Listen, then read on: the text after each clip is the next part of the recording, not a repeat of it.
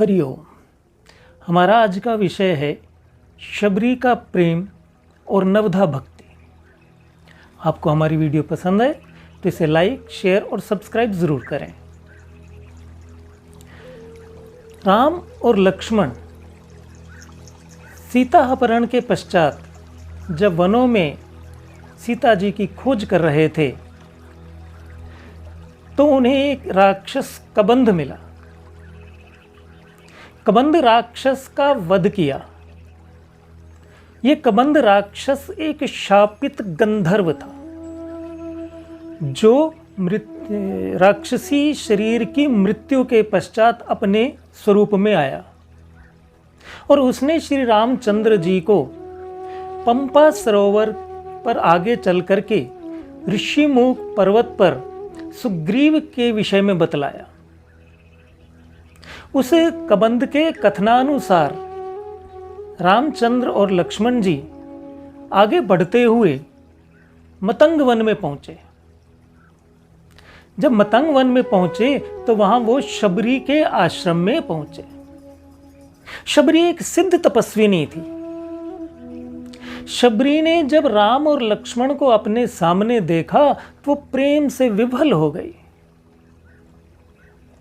उसने उन दोनों भाइयों का आदर सत्कार किया, उन्हें सुंदर आसनों पर बैठाया और उन्हें स्वादिष्ट कंद मूल खाने को दिए, जिन्हें रामचंद्र जी ने बार बार प्रशंसा करते हुए खाया।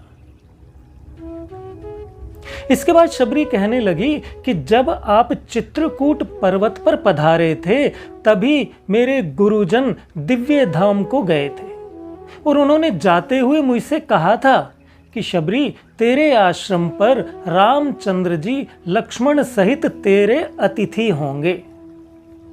इतना कहते कहते शबरी का प्रेम बहुत बढ़ गया और वो कहने लगी, मैं एक नीच जाति की अधम नारी, मैं तो यह भी नहीं जानती कि मैं आपकी स्तुति कैसे करूं।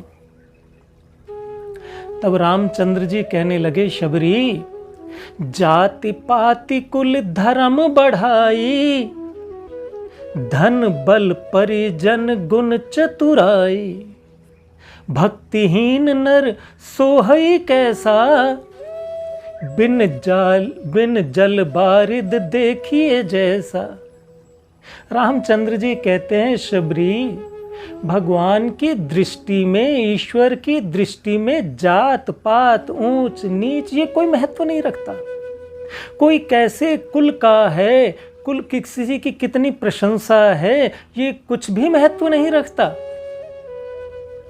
उनकी दृष्टि में तो केवल भक्ति विशेष है और भक्ति के बिना मनुष्य ऐसा है जैसे जल बिन बादल। आगे कहते हैं कि नवधा भक्ति कहूं तो ही पाई, सावधान सुन मनु धर्माही, प्रथम भक्ति संतन करी संगा, दूसरी रति मम कथा प्रसंगा। आगे रामचंद्र जी कहने लगे, शबरी, मैं तुम्हें नवधा भक्ति के विषय में बताता हूं, तुम उसे ध्यान पूर्वक सुनो। सबसे पहली भक्ति है संतों का संग और दूसरी है अभिमान रहित होकर के प्रभु के गुणों को सुनना। गुरु पद पंकज सेवा, तीसरी भक्ति अमान, चौथी भक्ति मम गुण गण, कर ये कपट तजिमान। प्रभु के चरणों की सेवा अभिमान रहित होकर के करना, ये तीसरी भक्ति है। और सारे छल कपट को त्याग करके केवल ईश्वर का ध्यान लगाना, ये चौथी भक्ति है। मंत्र जाप मम दृढ़ विश्वासा, पंचम भजन वेद प्रकाशा, छठ दमशील विरति बहु कर्मा, निरत निरंतर सज्जन धर्मा। आगे कहने लगे कि ईश्वर में दृढ़ विश्वास रख करके उसके नाम का जाप करना, ये पांचवी भक्ति है जो वेदों में भी प्रसिद्ध है।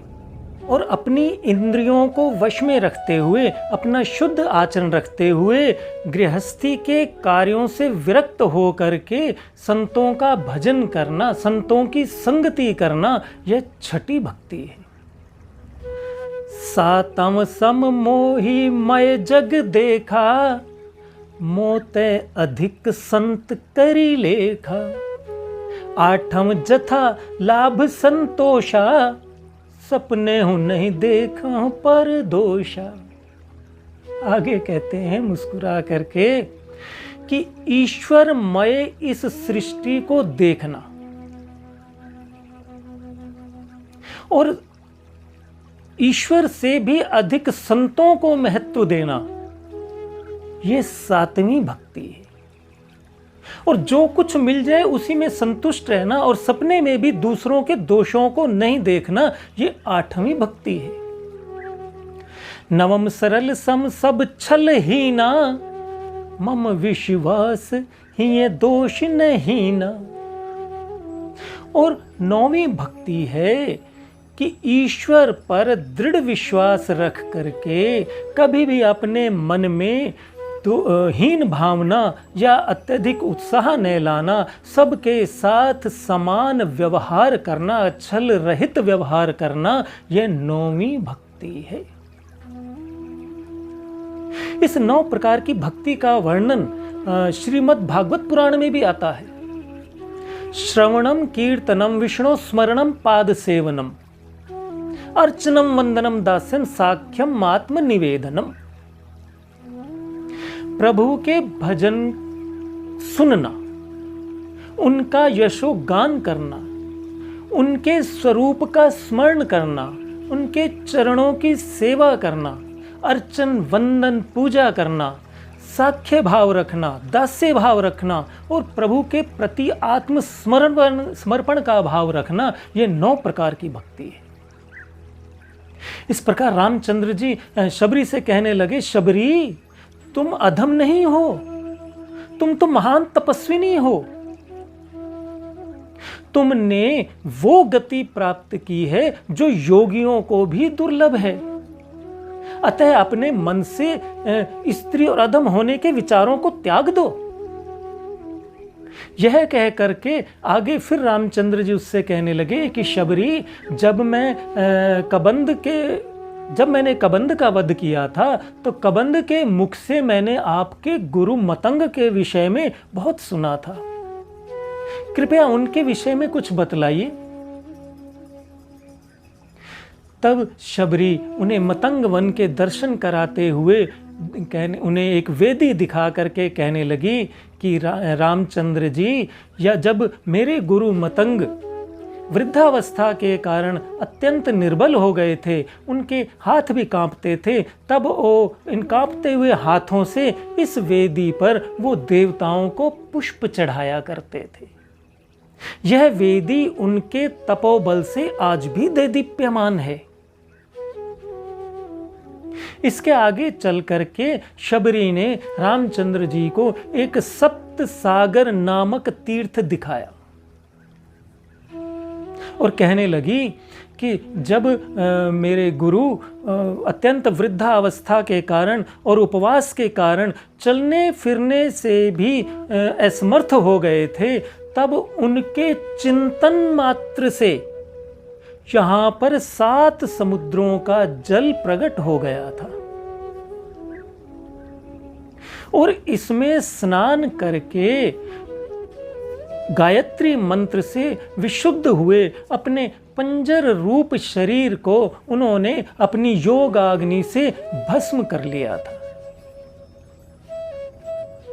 इतना सुन करके रामचंद्र और लक्ष्मण जी के मुख से सहसा ही निकल पड़ा कि आश्चर्य है। यह कह करके शबरी कहने लगी कि मेरी अंतिम इच्छा आपके दर्शनों की थी। आपके दर्शन पा करके मेरी अंतिम इच्छा भी पूर्ण हो गई है। अब मैं भी अपने गुरुजन उन महर्षियों के पास जाना चाहती हूँ जिस धाम को वे गए हैं। इतना कह करके शबरी ने राम और लक्ष्मण जी को प्रणाम करके योगाग्नि के द्वारा अपने शरीर को भस्म कर लिया और दिव्य धाम को प्रस्थान किया। इसके पश्चात उनको प्रणाम करके रामचंद्र भी अपने भाई लक्ष्मण के साथ ऋष्यमुख पर्वत की ओर बढ़ चले। आज के लिए इतना ही। हम फिर मिलेंगे एक सुंदर राम कथा के साथ। तब तक के लिए हरि ओम।